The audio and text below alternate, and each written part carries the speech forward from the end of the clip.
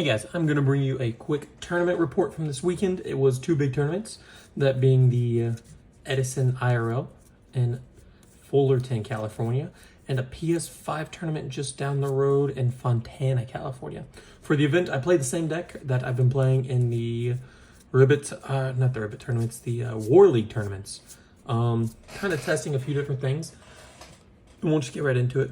2 Decree, 2 Bottomless, Call the Haunted, or Torrent, Call, Return. So separating this a little bit, the reason I played Decree, and I start with traps because Decree here is really where the deck list starts. It is fairies. I came in with the mindset that it was going to be predominantly Black Wings and heroes. And the reason I say that was because that's kind of the predominant of what you find in online tournaments is going to be Black Wings, heroes, and really trap decks in general have just become a lot more commonplace ever since really the trap deck for the zombies. The zombie trap, like 20 traps topped. I just really wanted to go in with the mindset that there's going to be a lot of traps. So I wanted to get the upper hand with Decree. To be completely honest, Decree was pretty good.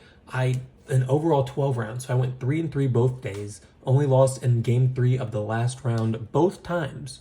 I believe I had extremely good tiebreakers, but that's kind of what kept me out. At least I know game 2, I specifically talked with day 2, I talked with the TO. The only people who had better tiebreakers than me, X and 2 going into the last round, were the guys who were had ties, so X1 and 1. So one of them was going to lose, which meant they were going to be 3-1, which meant I would have had better record than them had I ended up winning. I actually lost the mirror match, and I'll talk about that in a little bit, which was pretty salt invigorating, if you will. So played double Decree, and for the few times I had it, because I'll be honest, I did not see it much the entire tournament. It was really good. I did side it out a few times, and you'll see why, because the side deck is pretty interesting. But really the plan was game 1, hopefully see these game 1, 2, and then game 3 kind of make a huge swap with the side deck and kind of catch the opponent off guard after they saw Decrees. But they definitely got +1s. I don't think they ever interfered with my plays except maybe one time in 12 rounds, which was the equivalent of probably 30 or 40 duels. Yeah, I enjoyed it. I did like it. Maybe in the future I will go back to a side deck Decree. I did like them more than I've ever liked Dust Tornadoes. At the same time, I played a huge plethora of decks. So I built this, and that's why I'll go in a little bit into the Torrent. The reason I kept Torrent, because sometimes I have been cutting Torrent. I wanted something that can really just either, equalize the field, obviously, but something that can 1-for-1 heroes without leaving Alias on board to get Gemini Sparked. Kind of the big idea between these, as well as obviously stop the Black Whirlwind Search, and the added bonus of breaking Frog Field if they end up building like a massive board or whatever it might be. So I played a huge plethora of decks. I think I only played 1 Hero Beat the entire weekend and 1 Blackwing deck, maybe 2 Hero Beat, I don't quite remember. But overall, like, this trap lineup was pretty effective. Call the Haunted, again, I don't think I got it very much. And then Return is obviously Return. I think the one time I was going to use it going for game, the following turn, I had game, and the guy I was playing just dropped Light and Darkness Dragon. He played 3 copies of it in his deck. Is actually Rognak was playing 3 copies of Light and Darkness Dragon, dropped it, and ended up winning basically because of that. My hand was stacked and my Banished Zone was stacked to go for game next turn. But yeah, Decree caught a lot of people off guard, definitely got a lot of +1s. Unfortunately, I didn't get to make any huge pushes with it because it got MST'd or Herald of Purple Light all weekend long after I activated. So I did get a few +1s, but yeah, it never conflicted with this small trap lineup. Bottomlesses, I think, were the best trap by far. Going into the spells, Triple Book of Moon, 2 Smashing, My Body, MST Heavy Storm. The reason that, again, I went with this, Triple Book of Moon, pretty standard for fairies just because a great interruption that, combined with Herald of Orange Light and Honest, fairies do a great job of just interrupting and stopping plays. The Smashing Ground of My Body. We'll start with Smashing Ground. Again, just a spell alternative to 1-for-1 things like Alias, whether it be summon spot stoppers like Christia, Vanity's Fiend, Phosphodiana, anything of that nature, or generally, obviously, just big defensive walls. Reaper has been a huge problem for me in the past, so Smashing Ground was my easy answer for a lot of that, and like Absolute Zero, obviously. Stuff that I don't have to commit monsters or anything to the board, and I can still get that easy out. I honestly believe Smashing Ground was very good. I don't know if there was ever a time where I was very thankful for having 2 Smashing Grounds, but having 1 of Smashing Ground, at least in multiple situations, came up all the time. MST, Heavy Storm, they are what they are. No reason not to run them. Main deck, maybe even side deck if you want to go that route. If I played a heavier trap lineup, Heavy Storm is something that I usually contemplate moving to the side, but this is fine. My body, I don't know if I ever drew this when I was above 1500 for most of the tournament, to be completely honest. I would move this to the side deck, and again, this was only an answer to Icarus Attack, primarily Icarus Attack and Gemini Spark, a 1-card answer. Specifically Gemini Spark, it's huge.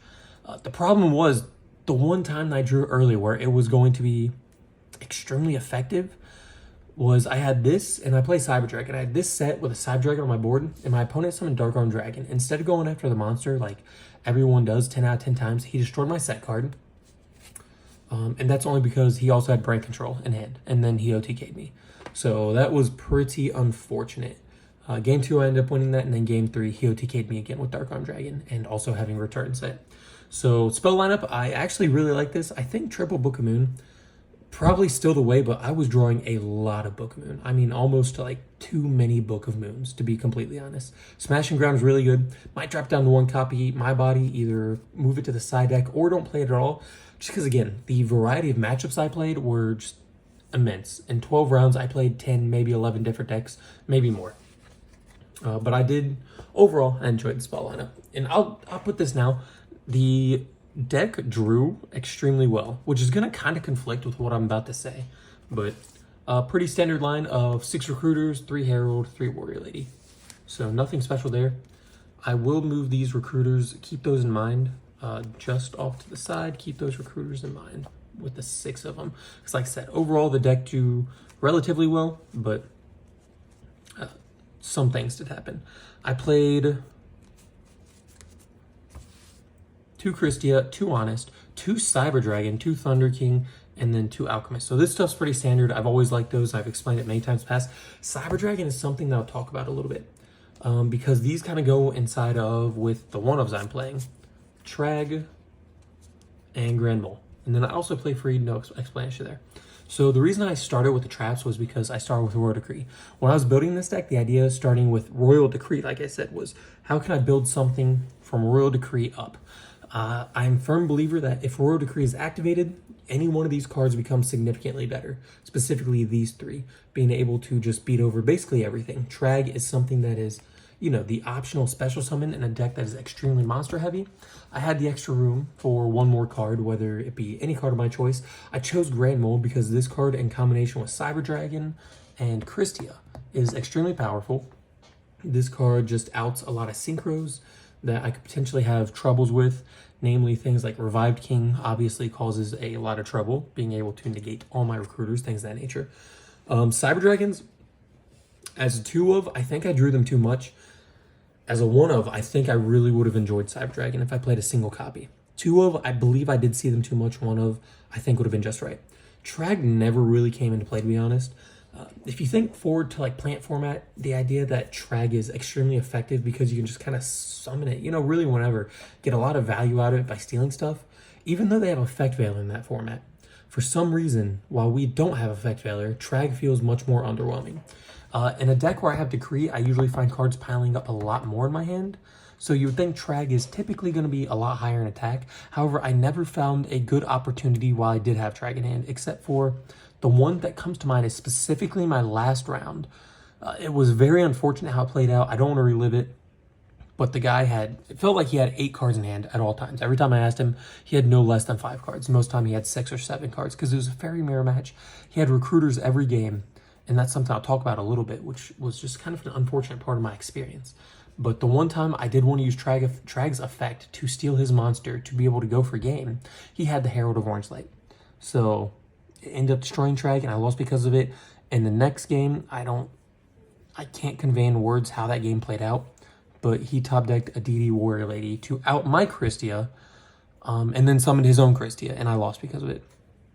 In Grand Mole, I think, even as a 1-of, I drew this card an awful lot. I don't think, though, Grand Mole and Cyber Dragon specifically ever came up. I think most of the times I was too hesitant to summon a Cyber Dragon and then do a normal summon, whether it's Grand Mole or literally any other card afterwards. The double Cyber Dragon did come up because I played against, again, Rognak was playing his Machine, Galgatron, something Dragon, Frogs with Gear Town, and the Cyber Dragon actually did come up several times to get quite a few fusions. Now, the reason I mentioned the recruiters was the amount of times that 6 recruiters was just not enough recruiters for me throughout the weekend was astounding. There are several times where I drew, 3 of each, but somehow they were always dealt with. Maybe I was playing them a little bit wrong, but, if you watch some of my online replays, nothing changes. It just felt like when I was playing, it was one of those weekends where I felt like I was playing, they just had a lot of the answers. Herald of Orange Light, I usually found myself not having very many cards to complement Herald in terms of specifically fairies. I don't think I synchroed the entire time. Maybe Brio once or twice, I'm not sure. When I did have recruiters, very rarely did I have an associate Christia or a clear summon line to crash them and summon Christia. I did it maybe twice all weekend. And I ended up winning those games when I did summon Christia. And then the other game that I summoned Christia was obviously, like I said, he's top deck DD Warrior Lady. And then DD Warrior Lady at 3 of, I was hard drawing these all weekend long, which, not a terrible thing, but multiple games where I would see like DD Warrior Lady's Heralds, but I wouldn't see the recruiters, which obviously is just never a good thing. Thunder Kings, I saw Thunder King a lot, and whenever you open up Thunder King, you feel really good about yourself. You do feel really good about yourself, and you feel really optimistic about your chances of winning, things of that nature, but it's hard to explain and describe in words to convey that 6 fairies as recruiters were just not enough for me this weekend, whether it was just, one of those weekends or whatever. I don't think I'll ever go to an opportunity to play less than 6, just because I'd much rather draw 3 than ever have a chance to draw 0. There's one time I opened up 6 monsters. I forget what they were. I think about 7 or 8 cards down, I finally hit MST, and then I ended up losing the game before I ever saw Recruiter, which was at least another 4 or 5 turns. So we're talking maybe somewhere between 10 and 12, 13 cards in, and I didn't see a single Recruiter. So that kind of stuff did happen a lot this weekend. It's unfortunate, but it's part of Yu-Gi-Oh! It's the game we play, right? So overall, I think the deck, like the hands, despite all that, were very balanced in terms of I saw an equal amount of monsters to spells to trap ratio. And I pretty much enjoyed it. Like I said, Decree didn't interfere very much with the rest of my cards. The spells, my body, I would definitely change, maybe take out a Smashing. Book of Moons seemed to clog a lot. Same with like DD Warrior Ladies and stuff like that. But overall, I was pretty happy with the hands. Less happy with maybe my playing skills and my opponent's hands. I won't even go over the extra deck because the extra deck's always the same. I didn't synchro at all. Consecrated, sent in 1 time for Black Wings, didn't see it. Breaker, never sided it in. This could, at this point, be something else. Kaiku was pretty good. I did side in Kaiku and Zombies, against Frogs, against... So that's at least, 4 times? I think on my side in the Fairy Mirror, like 5, 6... Maybe 6 or 7 times. Kaiku is probably one of the more sided cards. This might be worth bumping over up to 2 over place of a Breaker. Is something to think about. Consecrated, I keep it 1. Just because it's so searchable, I'm not sure anymore. 2 Noblemen, never played any reason to want to side them in. I could have put them in maybe in the Fairy Mirror match, maybe against like Frogs or something, but that seems unreliable. I did not see... No, I saw one Hamster Raikou deck. It was a Flamebell deck, but I didn't even side against that guy, so I just kept it as it was. And then the reason that I really felt comfortable with the 2 Decrees was, like I said, my side deck was all traps, essentially. Maybe 3D Prisons was a bit too heavy. I did side in 3D Prisons, but basically my game plan was use Decree to stun some of the decks. Hopefully game 1, game 2, they don't see anything. And then games where I know I'm going first, obviously, like Dust Shoot. Mind Crush, they ruled it that you do get to see your opponent's hand, which I think is generally just the right way to play Mind Crush. The only reason we do opposite of that is because of one random Pojo post from like 2010 from a very well-known judge, I guess, rules expert. However, even in like the World Championship 2010, the computer still shows you, like the computer of all things, still reveals the handoff Mind Crush. For some reason, they just do it differently in Edison, because even though the source of the game says do it this way, some guy posted, no, we're going to do it this way. And then that's, as I understand it, that's what we based off of. Obviously, the frogs, this came in a lot against certain decks that, like frogs or whatever, if you stop their one play, you kind of just halt them for that turn. Real Oppression came in a lot against like zombies. I played a few zombies. Worked against the frog Gear Town deck. It got me a win. I think in most matches I sat them in. I probably didn't see them. Trap Dust Shoot and Mind Crush, I did see them a lot. They were great. And then D Prisons were for, again, Hero Beat, to go back to the game plan of just kind of trying to banish all their heroes or all their waters. Unfortunately, a lot of the Hero Beat decks I played, they just, the one that I got the first day, he just went game one, turn one Deep Sea Diva into Catastor, or into Android actually. So I knew he had Honest in hand. I was able to play around Honest, I think maybe Smashing or something, I don't remember. But then he had double Gemini Spark for 2 Alias, maybe he had 3 at that point, I'm not sure.